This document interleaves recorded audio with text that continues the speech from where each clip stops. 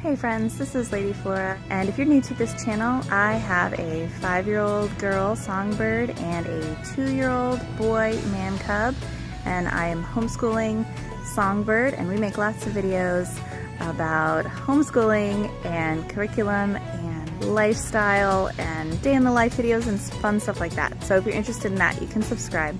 And I forgot to add, I am actually 26 weeks pregnant as we speak. So we are currently in a classical conversations community, which we really love, and weeks 13 and 14 were about Western Africa and ancient Africa, and we've been really enjoying that study of geography, so I thought this would be a really good time to go a little deeper into the culture. And these are the books that we used, and this is what we did. So we started with this book, Anansi the Spider, A Tale from the Ashanti, and it's a folk tale from Western Africa.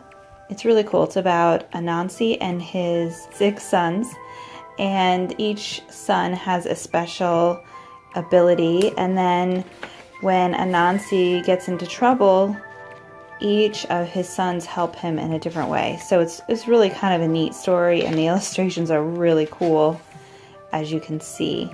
So this was one of our favorites. We read this a bunch of times. And then it ends with this story about the moon, which is really cool as well. So this is a great book for a Western Africa study. And this story, Why the Sun and the Sky Live in the Moon, we really liked this a lot. The illustrations are amazing.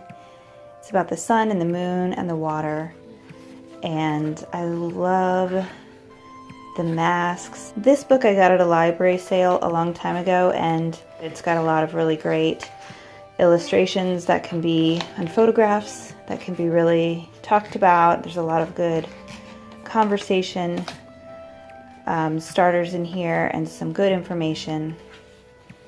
So we like this book a lot, and when we're thinking about Africa, we pull this one out because this is not a library book. It is ours and we own it, so I'm hoping we will own other books about Africa in the future, but at the moment this is the only one we have. And this is the Barefoot Book of Children by Barefoot Books, and I really love this company and their books. They have some really beautifully illustrated, amazing picture books, and this one is obviously not specifically about Africa so much as it is just about children around the world living differently. This is just a really good book for opening your child's eyes to the way other children live around the world. And I really enjoyed reading it with my little girl, Songbird, and I would love to get a copy of this book myself, because this one is from the library, so we gotta give this one back. I love the way it ends. What will happen in your story? This has also been a really good book, Children Around the World.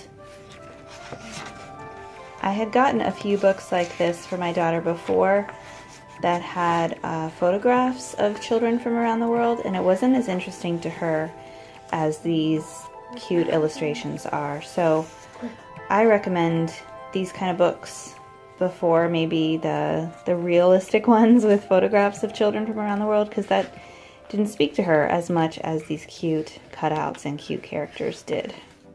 So we were inspired by reading how the sun and the moon went to live in the sky to attempt to make some African masks. We talked about the color of the masks used in the book and what the colors represented. Then we observed the different shapes used on the mask to indicate the nose and mouth and other features. I did a Google image search for African mask craft and was almost overwhelmed by all the ideas. But I really wanted to keep it simple to match my daughter's attention span and expectations. I found some white cardboard I had been saving, and we cut some eye holes. Then I freehand cut some geometric shapes out of construction paper, and we arranged the shapes on our mask to look like the features on a face. Then we used pen and marker to embellish it further. This was a really fun way to talk about Western Africa and how masks are used for storytelling, and I think they turned out great. Obviously, there really is a lot more we could have gone into with our African unit. There's so much more to the story. There's so many other books, obviously, that we could look into. However, my daughter is pretty young. She's kindergarten, preschool age, so we have plenty of time to explore that, and we will be exploring it, and I'm very excited to explore that. I just know that all in good time. All in good time. That's one thing I've learned homeschooling, is that the kids aren't always ready for all the excitement and all the information that we have all at once about a certain subject, and it's best to pace yourself. So I'm looking forward to more of these kind of studies in the future, and this has been a lot of fun, and I'm excited as we go around the globe in our classical conversations memory work. It's going to be awesome. And now I want to hear what you have to say. So like, share, subscribe, and comment away. And after you do that, go outside and have a sublime day.